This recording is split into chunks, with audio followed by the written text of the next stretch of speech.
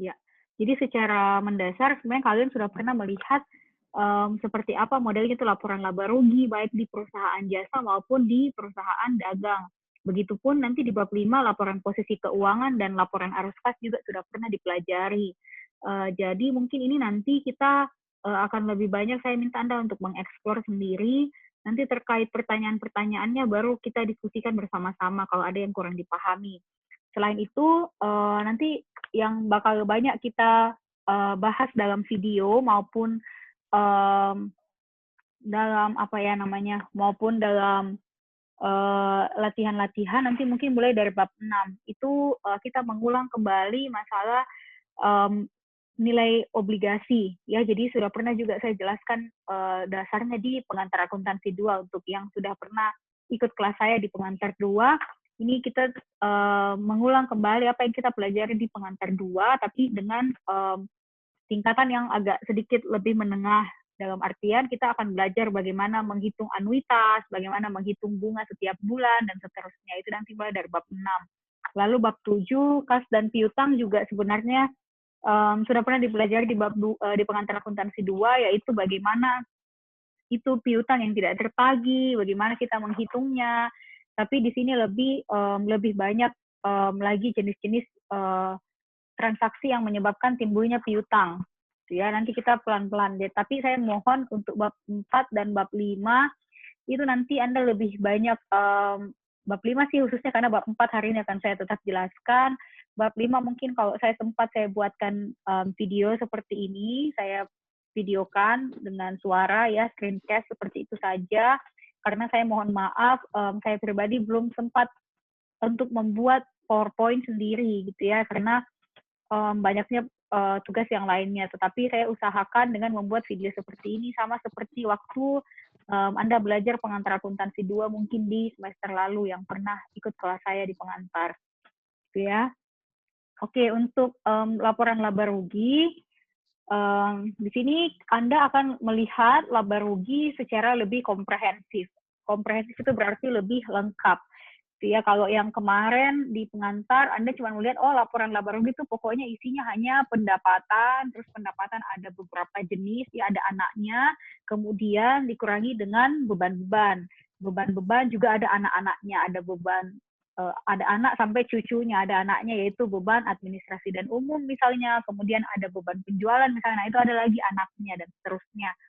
Nah, tapi untuk kalau dia sifatnya adalah laporan laba rugi komprehensif, maka nanti isi di dalamnya pun lebih apa ya, lebih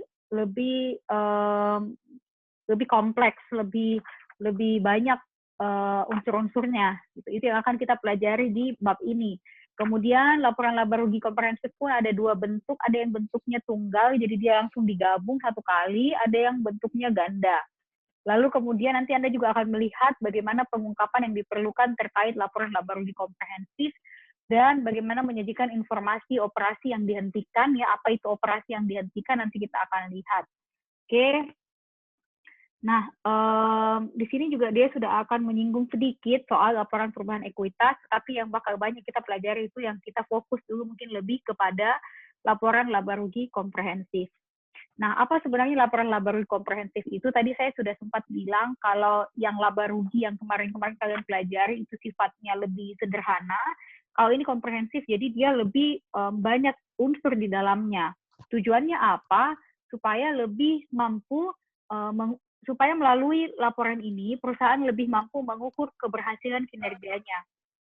Nah, jadi dengan melihat apakah laba tahun ini itu sudah sesuai belum dengan kinerja yang diharapkan.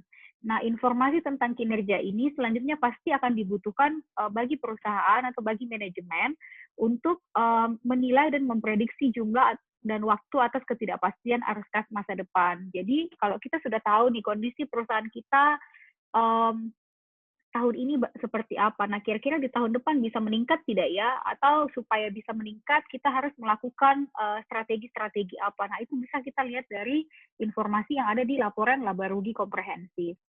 Sehingga gunanya laporan laba rugi komprehensif ini itu adalah yang pertama, untuk mengevaluasi kinerja masa lalu perusahaan. Jadi kita bisa lihat misalnya oh pendapatan yang paling banyak di tahun 2019 kemarin itu ada di bagian mana gitu.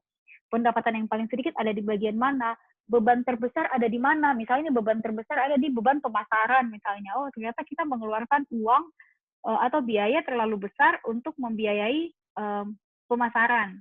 Padahal di sisi lain pemasaran itu ternyata tidak memberikan apa ya impact atau efek apa-apa terhadap peningkatan pendapatan kita, sehingga itu kita evaluasi di situ. Mungkin ada yang perlu diganti atau apa ya ditindaklanjuti supaya kinerja masa depan menjadi lebih baik gitu ya. Jadi nomor 1 ini ada kaitannya dengan kegunaan yang kedua, yaitu untuk memberikan dasar untuk memprediksikan kinerja masa depan. Jadi kalau tadi kita sudah tahu, oh banyak sekali biaya dikeluarkan untuk pemasaran. Mungkin di masa depan atau di tahun 2020 ini kita jangan pakai banyak-banyak lagi untuk pemasaran. Mungkin kita bisa alihkan ke apa ya? Ke beban lain-lain, misalnya beban apa ya? Mungkin kita bisa naikkan gajinya karyawan supaya karyawan bisa lebih tertantang untuk mencapai target supaya kinerja perusahaan semakin meningkat dan seterusnya, gitu ya. Kemudian laporan-laporan rugi komprehensif ini juga akan membantu perusahaan atau manajemen untuk menilai risiko atau ketidakpastian pencapaian arus kas masa depan. Misalnya, misalnya di sini ini dia kasih contoh sebenarnya. Ada di buku Anda juga. Saya lihat dulu di bukunya itu. Di halaman 181 untuk yang punya buku ya. Jadi misalnya Siemens tahun lalu di tahun 2011 ya, ini dia pakai contoh tahun 2011. Semoga Anda masih ada yang tahu perusahaan Siemens. Siemens itu dulu jual handphone. Ya sekarang sudah tidak ada kayaknya. Ya saya tidak tahu kalau ada elektronik lainnya yang dijual oleh Siemens. Nah Siemens ini dia ketahui bahwa dari pendapatan dikurang beban operasi, laba dentonya adalah sekian. Nah, lalu di sini kita bisa menilai apakah laba itu akan berulang atau tidak. Dalam artian apakah bisa minimal sampai di nilai yang sama atau bisa meningkat gitu. Jadi jangan sampai menurun. Nah, disinilah kita menilai supaya tidak ada resiko bahwa laba di tahun 2011 itu nantinya di tahun 2011 malah akan di tahun 2012 malah akan menurun. Di situ kita menilai resiko. Di situ fungsi laporan laba rugi untuk menilai resiko. Ya, namun untuk laporan laba rugi sendiri ada keterbatasannya. Yang pertama, penghasilan atau beban yang tidak dapat diukur dengan andal itu tidak boleh dilaporkan dalam laporan laba rugi, gitu ya. Jadi kalau tidak bisa diukur, tidak pasti nilainya sekian, maka tidak boleh masuk ke laporan laba rugi. Jadi bisa saja ada penghasilan yang sebenarnya bisa kita tambahkan di bagian pendapatan kita. Bisa saja ada beban yang sebenarnya bisa kita tambahkan di bagian beban kita, namun akhirnya tidak tercatat karena tidak dapat diukur dengan andal. Nah, di sini yang Anda mesti pahami kembali apa yang dimaksud dengan tidak dapat diukur dengan andal. Untuk bisa memahami, nanti Anda silakan baca contohnya ada di halaman 182. Sebentar, koneksi saya kurang stabil. Oke, keterbatasan yang kedua adalah laba atau rugi yang dilaporkan itu dipengaruhi oleh metode akuntansi yang digunakan. Misalnya metode depresiasi ya, penyusutan. Penyusutan kan ada beberapa metode, ada metode garis lurus, ada metode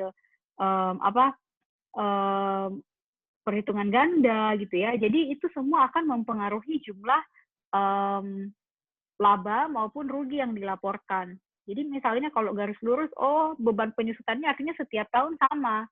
Tetapi kalau menurun ganda, saldo menurun ganda, ya tiap tahun malah akan semakin besar kayak gitu. Jadi itu akan mempengaruhi jumlah laba. Ya, kemudian keterbatasan berikutnya adalah pengukuran penghasilan dan beban melibatkan pertimbangan manajemen. Jadi kita kalau kita kerja nanti di bagian manajemen, kita akan semakin realistis berkaitan dengan kalau kita masukkan laba sekian, misalnya labanya sekian, ini apa impact-nya sama kita. Jadi harus ada pertimbangan dari manajemen sehingga sifatnya lebih subjektif sih kayak gitu ya. Lalu kualitas laba. Perusahaan memiliki insentif untuk melakukan manajemen laba, ya, manajemen laba Itu tujuannya supaya target laba tertentu itu tercapai. Supaya apa tercapai? Kalau target labanya tercapai, otomatis bikin investornya senang, gitu ya. Ekspektasi investor tercapai. Kemudian kalau target laba tercapai, otomatis manajemen ya atau orang-orang yang bekerja sehingga laba itu meningkat atau tercapai, itu dia pasti akan mendapatkan nilai kompensasi atau tambahan bonus misalnya dari pencapaian target laba tersebut. Oleh karena itu, kualitas laba dari laporan laba rugi itu sangat penting. Kenapa? Karena laba nilai 1.000, 2.000, nilai laba atau rugi 1.000, 2.000 yang ada di laporan tersebut, itu sebenarnya dipengaruhi dari bagaimana perusahaan atau manajemen mengatur supaya labanya bisa sampai 1.000 sampai 2.000. Jadi itu tergantung dari manajemen laba, dan ini dihalalkan selama tidak tidak melanggar aturan-aturan akuntansi. Nah, namun kadang ada yang melanggar sehingga manajemen laba ini bisa merusak informasi yang dihasilkan laporan keuangan dan menjadi informasi yang menyesatkan. Nah, informasi yang menyesatkan inilah yang dapat kita katakan bahwa kualitas laba suatu perusahaan itu rendah sehingga bisa merusak kepercayaan investor terhadap informasi yang disajikan. Jadi kalau kualitasnya rendah, otomatis nanti akan berdampak pada semakin menurunnya investor yang mau invest atau menanamkan modal pada perusahaan yang bersangkutan. Gitu ya. Jadi total laba komprehensif itu adalah perubahan ekuitas selama satu periode yang dihasilkan dari transaksi dan peristiwa lainnya, selain perubahan yang dihasilkan dari transaksi dengan pemilik dalam kapasitasnya sebagai pemilik. Mari kita lihat apa itu penghasilan dan apa itu beban. Ya, silakan Anda baca sendiri. Penghasilan itu apa efeknya dari adanya penghasilan? Bu, apa bedanya penghasilan dan pendapatan? Sama saja. Ya, jadi kalau misalnya Anda pernah dengar pendapatan jasa, atau kalau dia perusahaan jasa ya, atau kemudian pendapatan usaha kalau dia menjual barang-barang tertentu gitu ya. Jadi itu efeknya atau impact-nya adalah menyebabkan kenaikan aset neto atau ekuitas. Jadi kalau kalian belajar kemarin di bab 3 kan kita seperti mengulang pengantar akuntansi ya. Jadi kalau kalian belajar ekuitas, misalnya ekuitasnya 5.000 ya. Ekuitas itu saldo normalnya di kredit misalnya. Kemudian ada pendapatan 2.000. Otomatis 2.000 itu akan menambah nilai yang 5.000 sehingga ekuitas saat ini akan berjumlah 7.000. Itu ya sederhananya. Kalau begitu artinya penghasilan atau kata lainnya pendapatan itu akan menyebabkan atau saldo normalnya adalah sama dengan ekuitas, yaitu kredit ya. Dan ini tidak berasal dari kontribusi pemilik modal, melainkan berasal dari transaksi atau peristiwa-peristiwa keuangan yang terjadi dalam perusahaan tersebut. Nah, ini unsur-unsur laporan laba rugi. Seperti yang tadi saya katakan, ada pendapatan jasa, pendapatan bunga, pendapatan usaha, atau bahasa lainnya penjualan. Kalau dia jual barang dan dagang. Dia ada pendapatan sewa. Kemudian, itu saja, lalu ada akun keuntungan. Ada juga keuntungan. Keuntungan itu bisa bersumber dari pelepasan aset tetap, bisa dari keuntungan yang belum direalisasi dari efek tersedia untuk dijual. Efek itu saham, ya bisa saham, bisa jenis-jenis efek yang lainnya. Sedangkan beban itu apa? Beban itu sifatnya nanti akan menurunkan manfaat ekonomi selama suatu periode akuntansi yang menyebabkan penurunan aset neto dan seterusnya. Oke? Nah, contoh-contoh beban apa? Jadi beban itu meliputi beban itu sendiri, expense, dan kerugian atau loss. Kalau beban itu sumbernya dari aktivitas operasi utama perusahaan, sedangkan kalau kerugian itu bisa secara insidental, transaksi yang terjadi secara insidental atau tidak selalu, tidak sengaja ya, bisa kapan saja, tapi sifatnya transaksi tersebut muncul di luar sebagai akibat dari transaksi yang terjadi di luar transaksi utama perusahaan, dari operasi utama perusahaan. Oke, contohnya seperti ini, kalian sudah sering sekali melihat contoh-contoh akun beban. Nah, kemudian total laba rugi sendiri dibagi menjadi komponen laba ruginya, ya.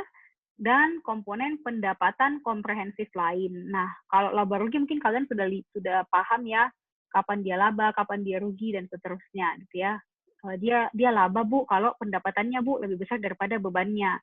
Oke, sebaliknya dia rugi kalau pendapatannya lebih kecil daripada bebannya gitu. Nah, sedangkan yang mungkin baru Anda lihat itu adalah pendapatan komprehensif lain. Pendapatan komprehensif lain itu adalah pos pendapatan dan beban yang tidak diakui di dalam laba rugi. Nanti kita lihat seperti apa itu pendapatan lainnya atau pendapatan komprehensif lain. Nah, seperti ini ternyata ada surplus atau keuntungan ya atau peningkatan nilai dari revaluasi aset tetap dan aset tak berwujud. Jadi apa itu revaluasi aset tetap? Nah, kadang begini misalnya, perusahaan punya bangunan.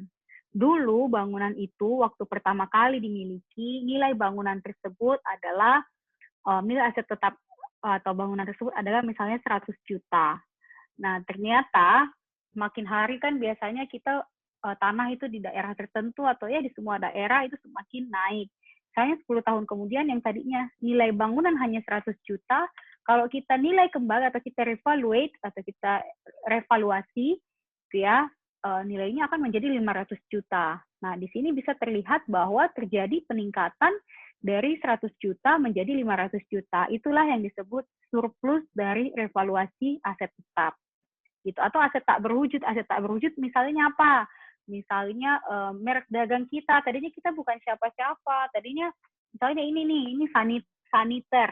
Saniter dulu siapa sih yang kenal saniter untuk pembersih hand sanitizer ini? Nggak ada, yang orang tahu itu cuman Antis, Nuvo gitu ya. Nah, sekarang kalau di zaman corona kayak gini, nah orang kalau mau beli saniter ini mungkin nilai perusahaannya dulunya hanya sekian miliar, mungkin hanya 1 miliar nilainya kalau kita nilai mereknya.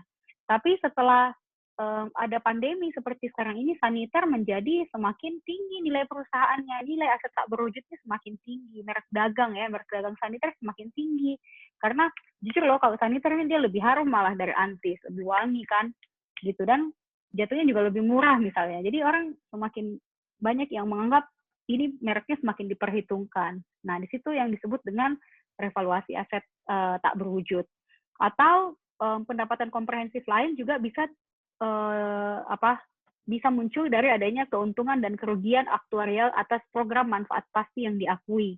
Oke, ini nanti kita cek kembali apa itu program manfaat pasti yang diakui. Oke, satu-satu dulu supaya Anda tidak bingung. Yang lainnya bisa dari keuntungan dan kerugian yang timbul dari penjabaran laporan keuangan dari entitas asing. Misalnya ada kerjasama dengan perusahaan asing atau ada anak cabang di perusahaan asing. Biasanya karena nilai dolar misalnya yang turun naik, jadi bisa menyebabkan keuntungan maupun kerugian. Dan yang lainnya adalah bisa muncul dari bagian efektif dari keuntungan dan kerugian instrumen lindung nilai dalam rangka lindung nilai arus kas. Ini yang terakhir. Oke, saya lewati. Nah, selanjutnya kita masuk. Oke, sampai sini dulu. Mungkin ada teman-teman yang adik-adik yang mau bertanya, saya persilahkan. Bentuk yang pertama adalah bentuk tunggal, di mana ada komponen-komponen yang harus disajikan dalam laporan laba rugi ini, gitu ya. Jadi ada komponen pendapatan, kemudian biaya keuangan, bagian laba rugi dari entitas asosiasi atau ventura yang dicatat menggunakan metode ekuitas, gitu ya. Nanti kita cek kembali seperti apa. Kemudian beban pajak, jumlah laba rugi setelah pajak, dan seterusnya. Apa bedanya dengan laporan laba rugi komprehensif bentuk ganda? Nah, ini kalau bentuk tunggal. Diperhatikan dulu kalau bentuk tunggal. Jadi hampir sama sebenarnya ya dengan dengan laporan laba rugi yang sudah pernah adik-adik pelajari semua di pengantar. Cuman bedanya ya ada beberapa akun atau transaksi yang kita baru lihat, kayak misalnya ini kan. Nah, kalau dulu kan ya udah pokoknya pendapatan kurang beban penjualan dan beban lain-lain atau beban administrasi dan umum kan, gitu kalau dulu. Habis itu selesai nih ya sudah, itu sudah laba. Kalau ada pajak artinya laba sebelum pajak, nanti dikurangi beban pajak penghasilan ya sudah dapat nih labanya, selesai. Gitu kan. Nah, bedanya kalau di sini kita mengakui juga pendapatan komprehensif lain. Jadi selain pendapatan utama, dan beban-beban penjualan dan beban-beban administrasi umum yang lainnya, kita juga mengakui adanya pendapatan komprehensif lain. Ya, seperti yang tadi sudah saya jelaskan.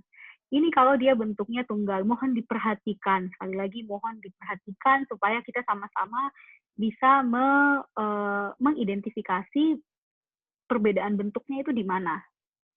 Gitu ya. Nanti boleh ditanya. Kalau mau tanya, ini dilihat dan dicatat memang apa yang nanti mau ditanya. Ya, baru kita saya jelaskan satu persatu. Oke. Ya, jadi nanti ada laba per saham. Sorry. Oke, kemudian saya next. Sorry. Ini ya. Nah, di sini dijelaskan masing-masing bagiannya apa sebenarnya. Ini pun di buku Anda ada.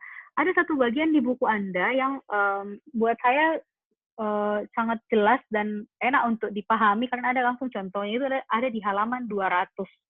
Jadi itu kalau buat yang punya buku ada di halaman 200, di situ ada ringkasan pos laba rugi.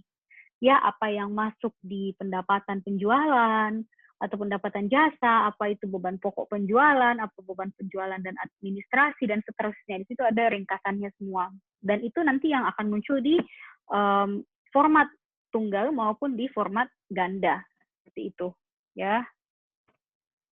Oke. Ini ya, saya lewati, nanti adik-adik bisa baca kembali. Kemudian, klasifikasi beban. Nah, beban diklasifikasikan berdasarkan dua hal, bisa berdasarkan sifatnya, bisa berdasarkan fungsinya. Oke, ini kalau berdasarkan sifatnya. Contoh penyajiannya seperti ini. Jadi habis pendapatan, kemudian ada berapa bahan baku yang digunakan, ya. Jadi ini beban yang timbul karena adanya pembelian bahan baku untuk menghasilkan produk tertentu. Bisa beban imbalan kerja, ini beban yang timbul karena adanya pekerja yang dibayar, ya, pembayaran kepada pekerja yang mengerjakan atau tenaga kerja lah yang mengerjakan sampai produk itu bisa jadi. Kemudian ada beban penyusutan dan beban lainnya. Nah, sedangkan perusahaan bisa menggabungkan juga metode tersebut, yaitu berdasarkan sifat dan berdasarkan fungsinya. Bisa dilihat contohnya seperti apa. Jadi sifatnya ini untuk, fungsinya ini untuk mengakui beban-beban yang ada kaitannya dengan penjualan. Kemudian ini untuk mengakui beban-beban yang ada kaitannya dengan pendistribusian. Nah, di dalam pendistribusian ini ada lagi pembagiannya. Nah, ini sesuai dengan sifatnya masing-masing. Kemudian ini untuk beban-beban yang ada kaitannya dengan administratif, gitu ya. Nah, sekarang tadi sudah lihat ya bentuk tunggal. Sekarang laporan laba rugi komprehensif yang bentuknya ganda. Dibaca dulu. Apa maksudnya itu bentuk ganda? Jadi artinya ada dua laporan. Laporan pertama yaitu laporan laba rugi periode berjalan, dan laporan yang kedua adalah laporan laba rugi komprehensif yang berisi laba rugi periode berjalan dan pendapatan komprehensif lain. Oke, kita lihat bagaimana modelnya. Ini saya lewati ya, nanti bisa dibaca. Nah, ini oke. Sorry, tadi sinyalnya agak hilang. Nah, ini kalian bisa lihat. Nah, ini untuk mencatat laporan laba rugi untuk periode berjalan dulu, ya, seperti ini. Nah, tidak termasuk di dalamnya, yang tidak termasuk di dalamnya itu nanti disajikan di laporan yang kedua.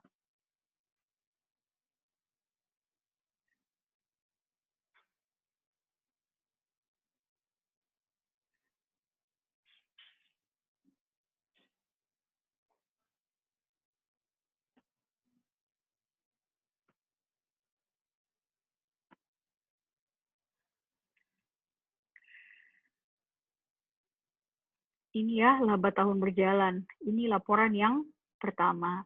Kemudian dari 145.500 ini, laba yang diatribusikan kepada pemilik entitas induk itu 116.400, dan yang diatribusikan kepada kepentingan non pengendali itu sebesar 29.100. ya. Saya bolak-balik supaya paham.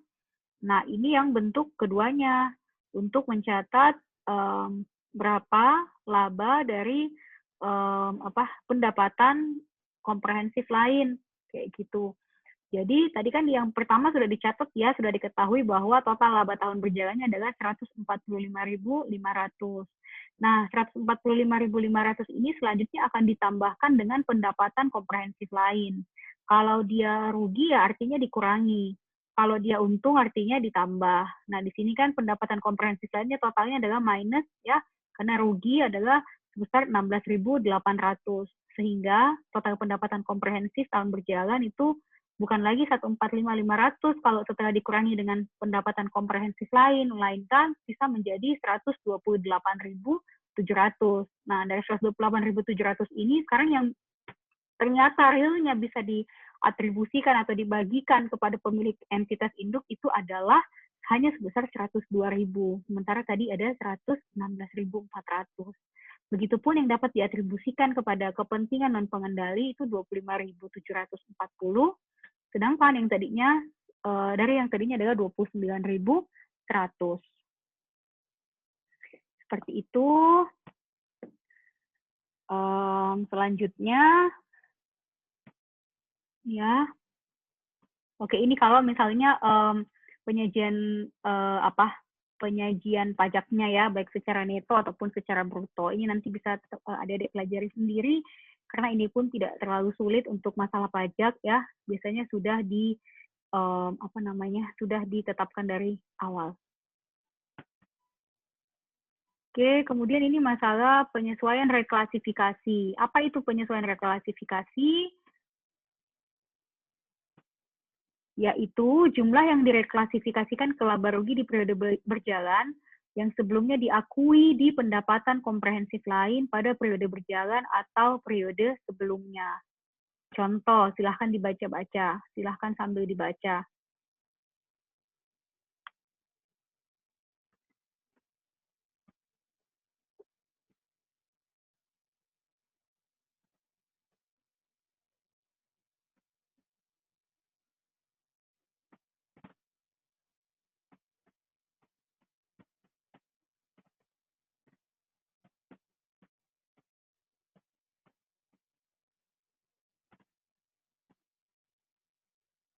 Oke, jadi ada PT akuntabel. PT akuntabel ini membeli investasi saham sebanyak 1.000 lembar pada tanggal 31 Desember 2008 dengan harga 1.500 per lembar dan mengklasifikasikannya sebagai investasi tersedia untuk dijual. Nilai wajar aset investasi tersebut pada tanggal 31 Desember tahun berikutnya ya, jadi yang tadinya hanya 1.500 sekarang menjadi 1.800. Kemudian di 2010 malah menjadi 2.250. Nah, seluruh saham tersebut dijual pada 31 Desember 2010. Sepanjang tahun 2008 sampai 2010 memang tidak ada pembagian dividen dan tarif pajak dikenakan sebesar 30%. Jadi bayangkan, tadinya 1.500.000 saja nilainya ya, dari 1.000 lembar dikali dengan 1.500 itu di tahun 2008. 2009 naik menjadi total 1.800.000 dan 2010 naik menjadi 2.250.000. Oke. Nah, bagaimana perhitungan keuntungannya? Keuntungan yang diakui untuk periode 2009 adalah sebelum pajak 300.000. Kenapa bisa, Bu? Ingat tadi 1.500.000 di 2008 dan di 2009 menjadi 1.800.000. Jadi untung dia kan, untung 300.000.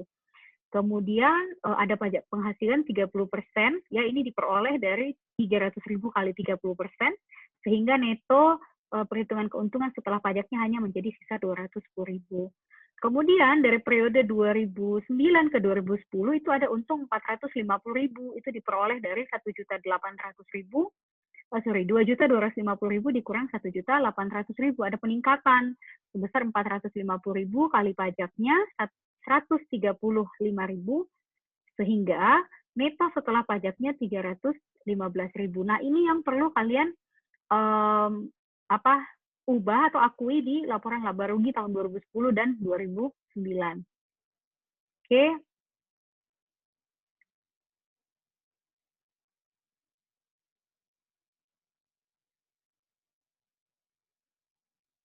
Lihat ya perhitungannya. Oke, saya lewati. Nah, sekarang bagaimana pengungkapannya? Ini bisa teman-teman, adik-adik nanti tolong dipelajari kembali.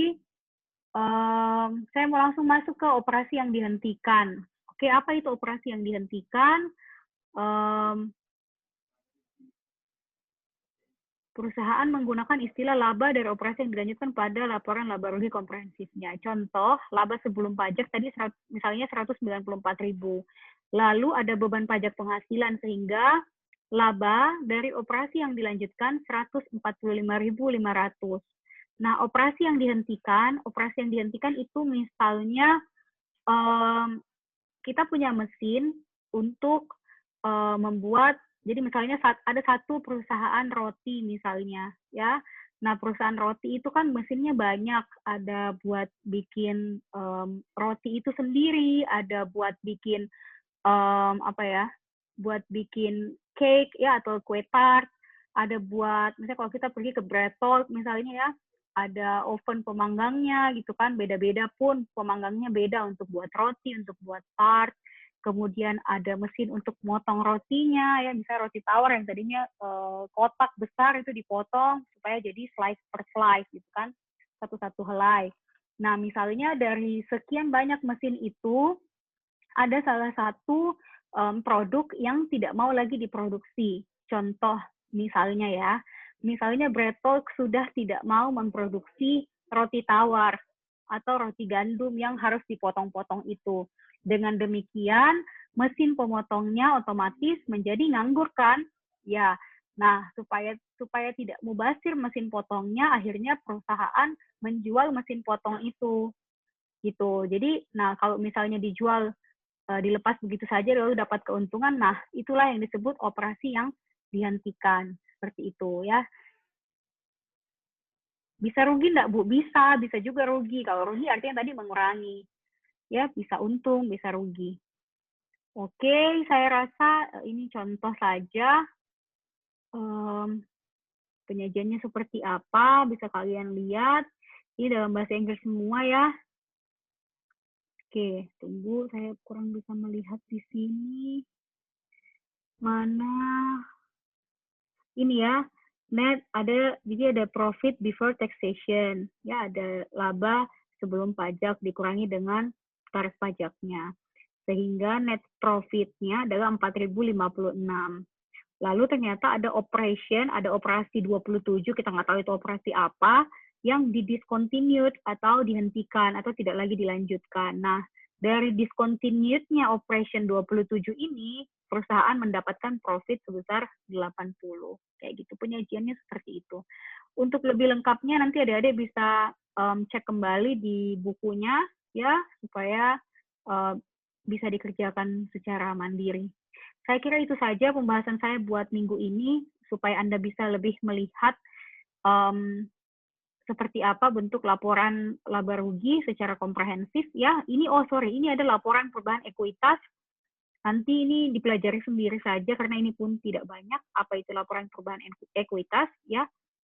Kemudian kalau ada pertanyaan, silahkan kalian sampaikan melalui kuliah atau bisa mungkin nanti kita buka forum chat di e-learning ataupun bisa melalui grup WhatsApp kita, ya nanti kita cek saja bagaimana.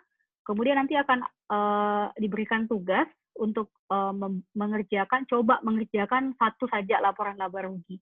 Jadi sekali lagi saya tujuan ini hanya untuk memperkenalkan ke kalian supaya kalian tidak bingung pada saat nanti masuk ke akuntansi keuangan lanjutan.